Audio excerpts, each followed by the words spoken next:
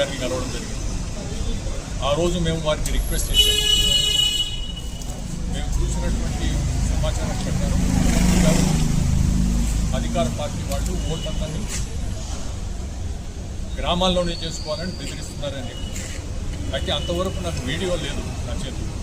నిన్న ముఖ్యమంత్రి గారు మాట్లాడినటువంటి వీడియో చూసిన తర్వాత మళ్ళీ వారిని కలవడానికి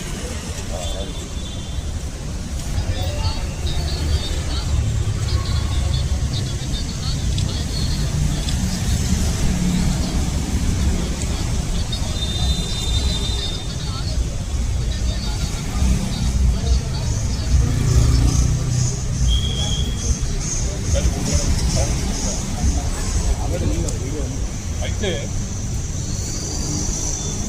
గ్రామీణ ప్రాంతాల్లో ఓటర్గా నమోదు చేసుకోకపోతే కళ్యాణ్ లక్ష్మి రాదు, షాదీ ముబారక్ రాదు, సన్నబియ్యం రావు, ఇందిరమ్మ ఇండ్లు రావు, 200 యూనిట్ల ఉచిత కరెంట్ రాదు, సిలిండర్కు 500 రూపాయలు రాదు, ఫీజు రియంబర్స్మెంట్ ఉండదు, అన్నీ పోతాయి.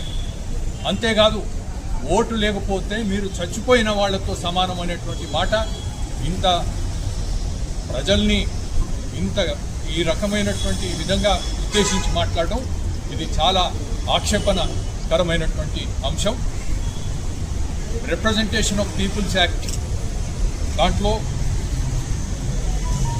123(2)లో అన్డ్యూ ఇన్ఫ్లుయెన్స్ అనేటువంటి అంశాన్ని పేర్కొనడం జరిగింది. డైరెక్ట్గా కానీ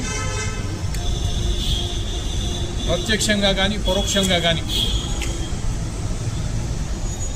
ఇంటర్ఫియర్ చేయడానికి చేసేటువంటి విధంగా మాట్లాడేది అది అన్డ్యూ ఇన్ఫ్లుయెన్స్ కిందకి వస్తుందనేటువంటిది.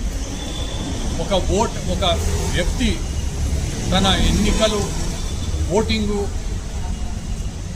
రైట్ అంటే కేవలం ఓటేసేదే కాదు, ఎలక్టరల్ రైట్స్లో తాను ఎక్కడ ఓటర్గా నమోదు చేసుకోవడం కూడా దాంట్లో ఉన్నది అనేటువంటి విషయాన్ని ఈరోజు వారి దృష్టికి తీసుకొని వచ్చి మేము వారిని రిక్వెస్ట్ చేసింది ఏమిటంటే వెంటనే ఒక వీడియో CEO గారు డైరెక్ట్గా